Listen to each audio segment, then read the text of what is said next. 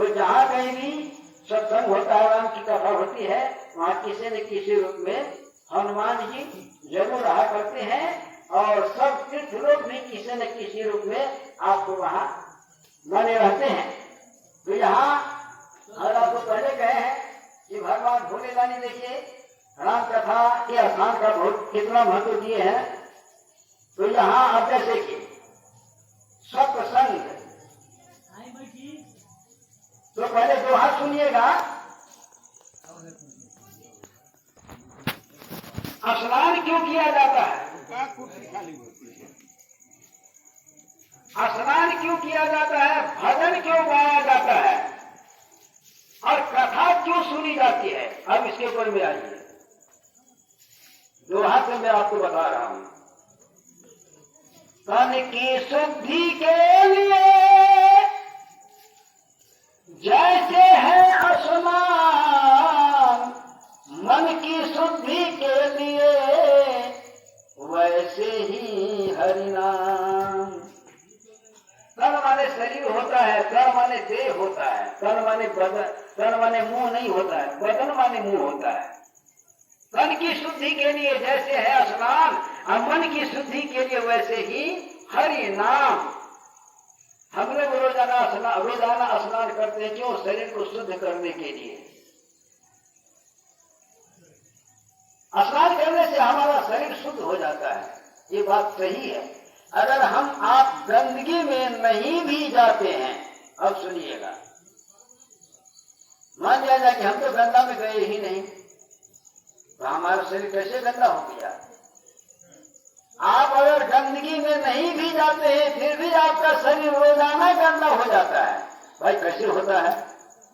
ज्ञानी पुरुष कहते हैं, आप जब सोते हैं, सोने के बाद जब गहरी नींद आ जाती है तो स्वप्न में देखते हैं कभी पहाड़ के ऊपर में चढ़ रहे हैं, कभी पहाड़ से नीचे उतर रहे हैं, कभी आकाश में उड़ रहे हैं, कभी जल में चल रहे हैं, कभी जल के ऊपर में तैर रहे हैं, कभी श्मशान में घूम रहे हैं, कभी यानी निष्ठा ऐसे गंदा स्थान में चल रहे हैं। और जागने के बाद में हानि लाभ कुछ नहीं दिखाई देता है। जागने के बाद आंख खुलती है तो हम लोग को कुछ दिखाई नहीं देता है, कुछ नहीं देखते हैं। इसलिए ज्ञानी पुरुष कहते हैं इसी तरह से हम सबों का शरीर रोजाना गंदा हो जाता है, इसलिए रोजाना स्नान किया जाता है। अब मन कब गंदा होता है? किसी के धन संपत्ति के ऊपर हम लोग इसी मन से लोभ करते हैं, या किसी छोटी नारी को देकर के हम लोग इसी मन से लोभ करते हैं, अजय में आकर के जो न सुकर डालते हैं। इसलिए इसी तरह से ये मन आपको गंदा हो जाता है। तो जैसे शरीर को शुद्ध करने के लिए स्नान किया जाता है, उसी तरह से मन को शुद्ध करने के लिए भगवान का भजन किया जाता है, गुणगान किया जाता है। कान कैसे गंदी होती है? तो बुरी बुरी बातों को सुनने से, बुरी बुरी बातों को सुनने से, गंदी बातों को सुनने से ये कान गंदी हो जाती है। तो कान को शुद्ध करने के लिए भगवान की कथा सुनी जाती है। जैसे भगवान राम जब जंगल में जाते हैं तो वाल्मीकि मुनि जी के आश्रम पर जब जाते हैं तो वाल्मीकि मुनि जी से कहते हैं कि हे मुनि जी, आप हमारे ठहरने का कोई स्थान उत्तम बताइए।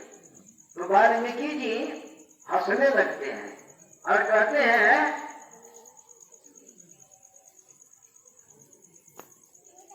हे राम, हरि शब्द नचावई हारे, देव ने जाने मरम तुम्हारे।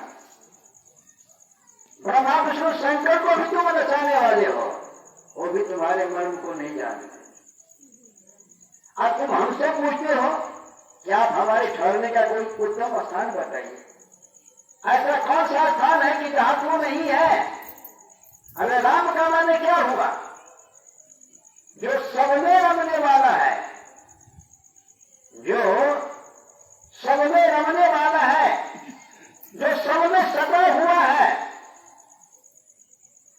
जो जीवों के भी जीव, प्राण के भी प्राण,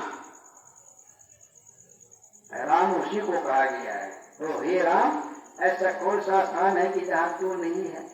तू तो हर जगह व्याप्त है, लेकिन यहाँ मनुष्य के रूप में आए हो और मनुष्य के नाते तुम हमसे पूछते हो, अर्थात तुम मनुष्य की लीला करने के लिए आए हो, तो मनुष्य की लीला कर रहे हो।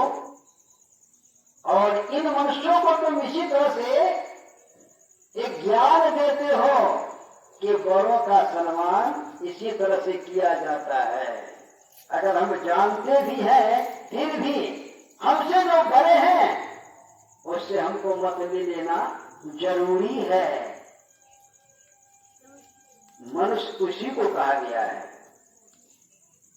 तो जैसे अब मैं तुमको मनुष्य के नाते में बता रहा हूं कि जिनके श्रवण समुद्र समाना, अकथा तुम्हारी सुभग सरिनाना। हे राम, समुद्र में अथाह पानी है, पानी की कोई कमी नहीं है। बारिश होती है, उसका भी पानी समुद्र में जाता है। संसार में जितनी नदियां हैं, सबों का लगाव समुद्र में है। सब नदियों के द्वारा समुद्र में पानी जा रहा है, लेकिन समुद्र घबराता नहीं, आघाता नहीं है। ये नहीं कहता है कि हमें पानी की कोई जरूरत नहीं है। वो सबों को सम्मान करता है, सबों को अपने शरण में रखता है। जैसे कितनी भी